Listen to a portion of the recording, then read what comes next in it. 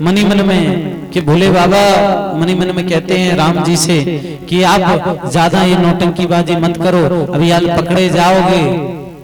तो मनी मन में राम जी कहते हैं पहले अपनी पत्नी को समझा लो, पहले पत्नी ही तुम्हें समझ जाए कि हम राम हैं। तब बहुत समझाया, बोले देवी ये साक्षात परमात्मा है, अपनी लीला करने के लिए आए हैं। बोले महाराज स्वामी ऐसे कैसे परमात्मा? हे खग हे मृग मधुकर श्रेणी, तुम देखी सीता मृगनेनी, पशु पक्षी वृक्षों से लिपट लिपट के रो रहा है, इतना तो कोई कामी पुरुष भी नहीं रोएगा। अगर कोई कामी पुरुष की भी स्त्री अगर खो जाए तो बस जाकर के इंसानों से पूछेगा, लोगों से जाकर के पूछेगा, ये तो वृक्षों से चिपक चिपक के रो रहा है, हमें तो नहीं लगता। बहुत समझाया लेकिन महाराज मानने को संभव नहीं हुए। अब क्या किया जाए? भगवान शिव तो बट वृक्ष के नीचे जाकर के बैठ गए। बोले अब जो आपको लगे वैसा देख लो आप। बोले हम तो परीक्षा लेंगे। भैया जैसा बने वो तो जाकर के बैठ गए। जे पहुंची बोले सीता का रूप धारण कर लिया। सीता का रूप धारण करके उनके आगे आगे चलने लगी। तब भोले राम जी क्या कहते हैं, जो वृष पर सवार होने वाले जो वृष रूढ़ा हैं वो कहां गए? जैसे ही सुना, मैया आप कहां भटक रही हो अकेले अकेले से जंगल में? जो वृष पर सवार होते हैं, जो नंदी पर सवार होते हैं, वो कहां गए? कहीं खो तो नहीं गए जंगल में? उनके लिए तो नहीं देख रही। जैसे ही सुना तो अपने रूप को देखा, अरे ये तो सीता का स्वरूप है। तुरंत कांप गई, तुरंत सती का रूप धारण करके भगवान राम को प्रणाम करती हैं, क्षमा याचना करती हैं। आज पुनः वापस आई हैं इधर। बोले महाराज बट वृक्ष के नीचे भोले बाबा बैठे थे। भोले बाबा ने पूछा ले आई परीक्षा?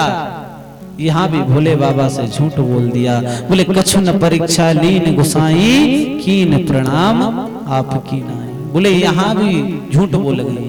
भगवान ने शिव ने देखा, बोले कछु न परीक्षा लीन गुसाई, कीन प्रणाम आपकी नाई। मैं परीक्षा लेने थोड़ी गई थी, मैं तो आप जैसे ही प्रणाम करने के लिए गई थी।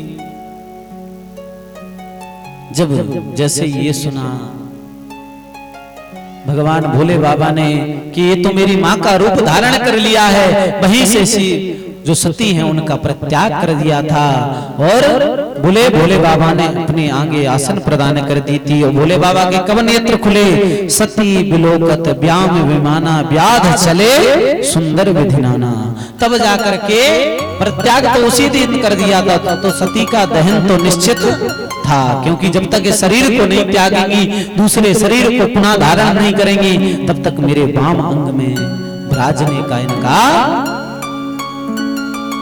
कोई महत्व नहीं है। इसलिए जीवन में याद रखना, अगर कोई अपने से कोई बड़ा कोई बात समझाता है, इससे क्या अर्थ निकलता है? इन कथाओं से अर्थ ये नहीं निकलता आप सोचो कि महाराज कथाएं हो गई, सती जी ने ऐसा ऐसा हुआ सती जी के साथ, इससे ये नहीं निकलता।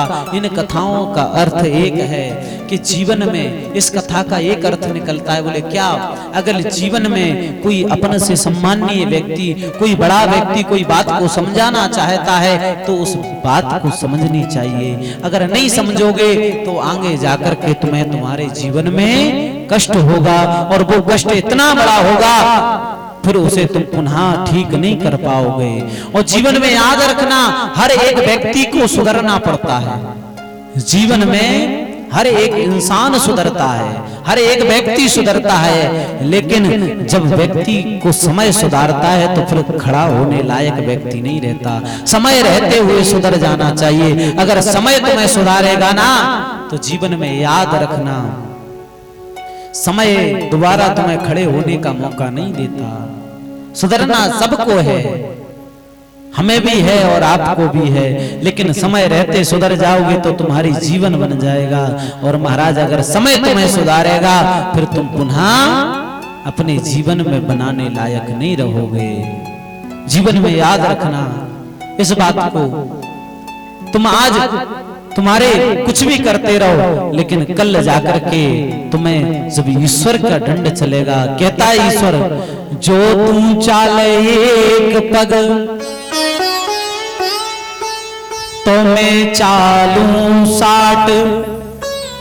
ईश्वर परमात्मा कहता है, क्या कहता है? जो तू चाले एक पग तो मैं चालूं 60। अगर तू मेरी तरफ एक कदम बढ़ाता है तो मैं 60 कदम अपने आप तेरे पास आने की मेरी इच्छा है। जो तू चाले एक पग तो मैं चालूं 60। और तू अगर काठ है तो मैं लोहे की लाठ। जीवन में याद रखना कि अगर तू मेरे तरफ एक कदम बढ़ाता है तो मैं अपने आप तेरी तरफ 60 कदम बढ़ा करके आ जाऊंगा। मुझे कोई समस्या नहीं है, मुझे कोई प्रॉब्लम नहीं है। लेकिन अगर तू मेरे सामने सोचा तूने कि मैं बहुत बड़ा धुरंधर हूं और तू अगर झुकेगा नहीं, अगर तू काठ की लकड़ी जैसा बन जाएगा सीधा, अगर तो मैं तुझे झुका ना पाऊं तो मैं भी लोहे की लाठ हूं, बीच में से तोड़ जरूर दूंगा तुझे। जीवन में याद रखना, अगर तुम परमात्मा की तरफ एक कदम बढ़ाओगे तो अपने आप तुम्हारी तरफ 60 कदम बढ़ाने का वचन देता है। ईश्वर कहता है सर्व धर्म परित्यज्य माम एकम शरणं व्रजे। गीता में स्वयं कृष्ण कहते हैं, हे अर्जुन, अगर कोई व्यक्ति सभी धर्मों को सभी आडंबरों को त्याग करके, ईश्वर ये नहीं कहता कि महाराज तुम्हारे पास अगर पैसा नहीं है तो पूजा पाठ नहीं करवा पा रहे तो तुम जाकर के ईश्वर के पास, ये नहीं है कि महाराज पैसे वाला हो पैसे ही वाला तर सकता है। महाराज पैसे वाले के पास पैसा है तो भैया पाठ करवा लेगा, जिसके पास पैसा नहीं है वो पूजा पाठ ना कर पाए पंडित जी से तो महाराज उनका तो कल्याण ही नहीं होगा जीवन में। लेकिन भगवान क्या कहते हैं, उनका भी कल्याण होता है, लेकिन कब? जब इन सभी आडंबरों से बचता है, यहाँ जाएगा वहां जाएगा यहाँ जाएगा, एक जगह स्थित नहीं होगा। मेरे पास आ तो सही, तू तेरे पास कुछ नहीं है, तू मेरे पास आ। सर्व धर्म परित्यज्य माम एकम शरणं व्रजे। मेरी शरण में आकर के तो देख, तू इधर उधर भटक रहा है, एक बार मेरी शरण में अगर तू आ गया तो मैं तुझे वचन देता हूं, ये मेरा वचन है। सभी धर्मों को साइड में रख, सभी इस लोकाचार को साइड में रखकर बस एक पल के लिए मेरी शरण में आजा। मेरी गारंटी है तेरा जीवन ना बदल दूं, तुम मुझसे कहना।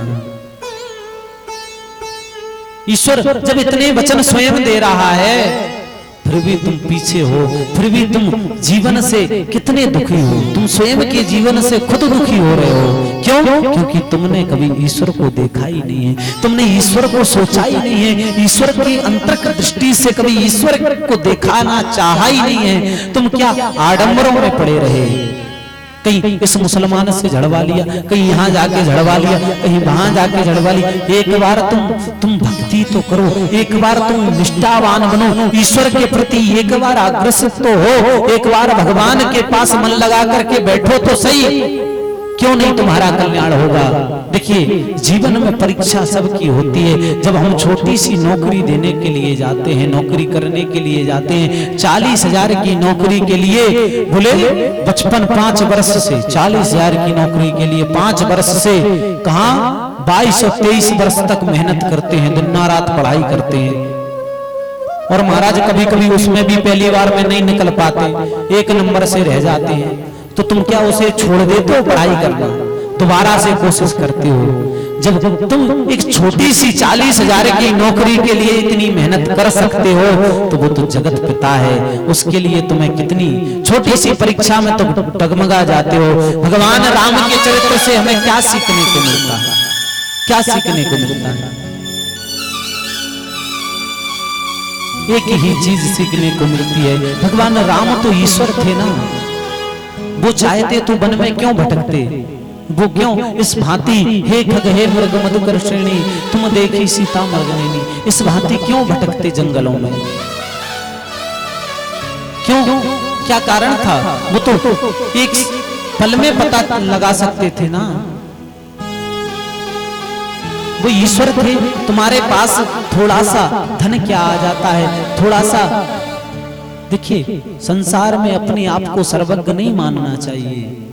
जीवन में ईश्वर यही तो बताना चाहता है कि मैं राम होकर के भी, मैं ईश्वर होकर के भी वन वन भटक रहा हूं, मुझे भी कष्ट देखने पड़े तो मनुष्य जीवन में अगर कष्ट नहीं होंगे तो वो जीवन ही किस प्रकार है? मनुष्य जीवन में कष्ट तो होना ही चाहिए, लेकिन उन कष्टों को अगर तुम भारी समझोगे तो वो तुम्हारे लिए भारी लगेंगे। जीवन में एक बात रखना, आप एक नींबू ले लो और सोचो ये नींबू बहुत वजनदार है, बहुत वजनदार है, अपने आप वो ऐसा लगने लगेगा कि आपको बहुत, और आप ऐसे छोड़ दोगे तो कोई वजनदार नहीं है। आप टेंशन को ये समझते हो कि भैया महाराज बहुत बड़ी टेंशन है, बहुत बड़ी,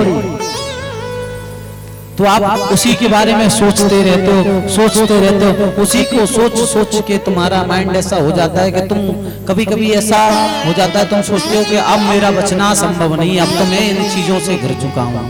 लेकिन ईश्वर क्या कहता है, उन सबको अगर तुम्हारे टेंशन लेने से अगर तुम्हारी टेंशन कम होती है तो तुम खूब ले सकते हो। देखिए जीवन में चिंता कभी नहीं करना चाहिए। चिंता बोले कहां पहुंचाती है, चिंता बोले चिता की ओर ले जाती है व्यक्ति को। देखिए जीवन में अगर तुम चिंता करोगे तो 100% तुम चिता की सैया पर जाओगे। अगर भगवान का चिंतन करोगे तो क्या होगा, बोले अवश्य भगवान के चरणों में जाओगे, अवश्य ईश्वर तुम्हारी। अच्छा एक बात बताइए, परमात्मा के पास इन तुम्हारे छोटे छोटे दुखों का कोई वो नहीं है, एक बार तुम उसकी शरण में जाओ, ये तो उसके लिए एक क्षण का, एक पल का, लेकिन तुम उस पर विश्वास तो करके देखो, एक बार जाकर के तो देखो। एक बार उसकी शरण में जाओगे, तब तक तुम उसकी शरण में नहीं जाओगे, तब तक तुम्हारा कल्याण नहीं होगा। बड़ा ही गया